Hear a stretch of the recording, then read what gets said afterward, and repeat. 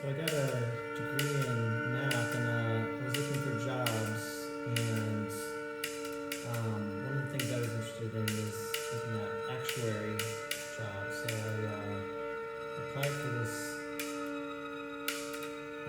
gig as an actuary, and I was kind of in a rush to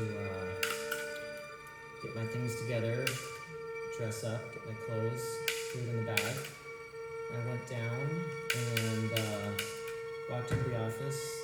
I could change my clothes, and then I realized I had brought 2 left dress shoes. I went into a panic, but I realized that if I just kind of stuck my feet in there, squeezed them in, and sort of hid my feet under the desk while they're talking, maybe no one would notice. But I went in there, solved some problems, talked to them. No one seemed to say anything, but I was in the panic the whole time about someone noticing that I had 2 left shoes on. We're submerged, all of us, you, me, children, our friends, their children, everybody else. Sometimes we go out for lunch, to read, or to tan, never for very long. We all climb back into the metaphor. The lazy river is a circle, it's wet, it has an artificial current. Even if you don't move, get somewhere, then return wherever you started. And if you may speak the depth of a metaphor, well, then it's about 3 or 4 feet deep, excepting a brief stretch, at which point it rises to 6 feet full. Here are children screaming, clinging to the walls, or the nearest adult, until it's 3 feet deep. Round and round we go. All life is in here, flowing, flowing. Responses vary. Most of us float in the direction of the current, swimming a little, walking, or treading water. Many employ some form of flotation device, rubber rings, tubes, rafts, placing these items strategically under their arms or necks or backsides, creating buoyancy, and thus rendering what is already almost effortless easier still. Life is struggle, but we are on vacation from life and from struggle both. We are going with the flow, and having entered the lazy river, we must have a flotation device, even though we know, rationally, the artificial current is buoyancy enough. Still, we want one.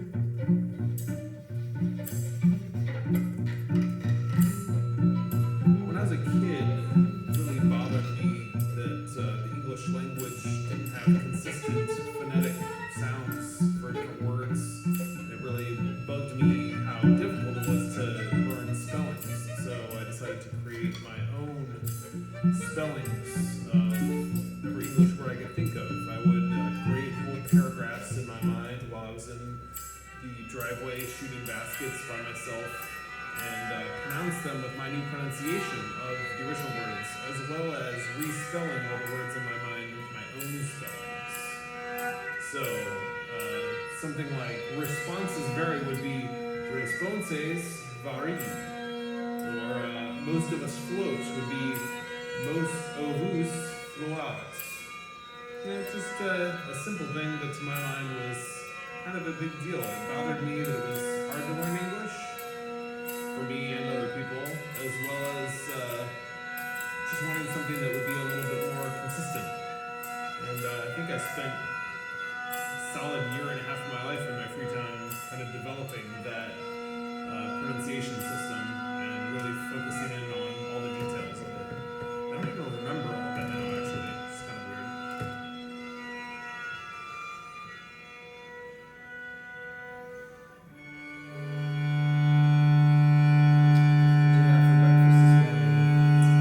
I had bagels.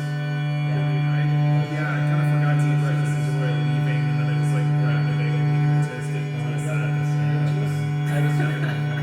You had the bagel and cream cheese? No, I didn't. I had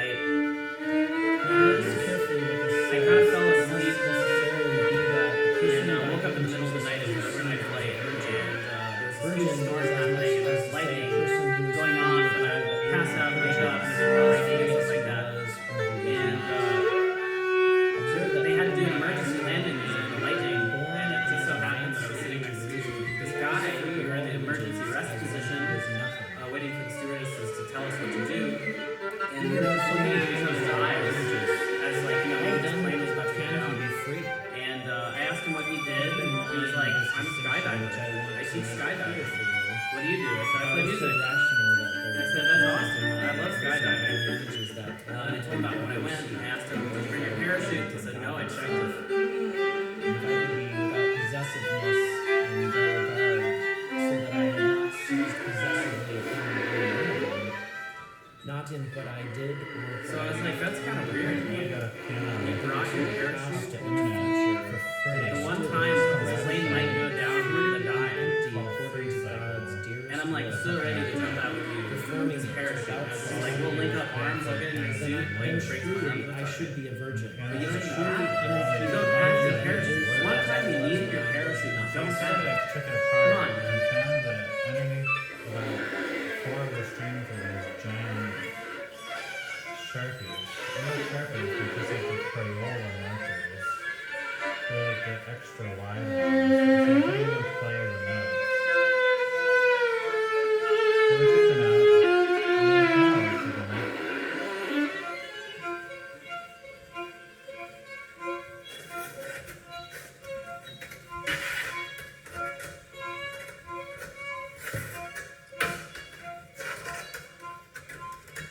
On the basis of his observation,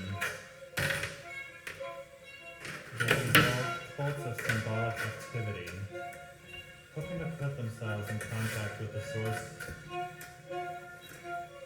thereby bringing about a situation that would come and not just for man.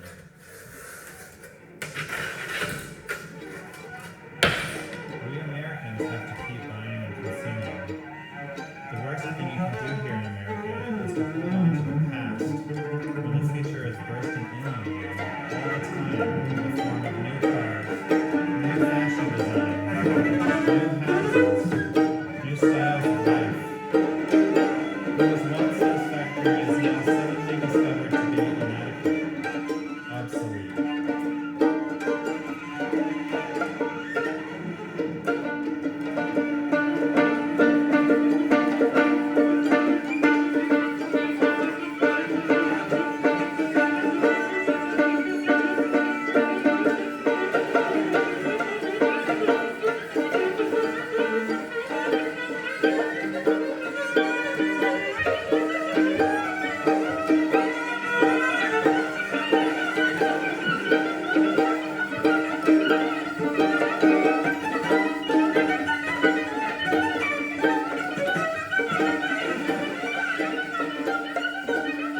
I began with a few assumptions.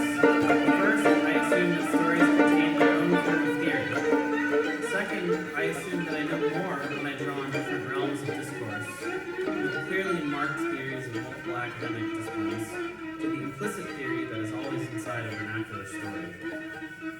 Third, I assumed that my own voice in writing is always an open and dynamic instrument. While some of my prose will follow academic theory and analytical conventions, other parts will follow narrative conventions that I hear in ethnographic contexts.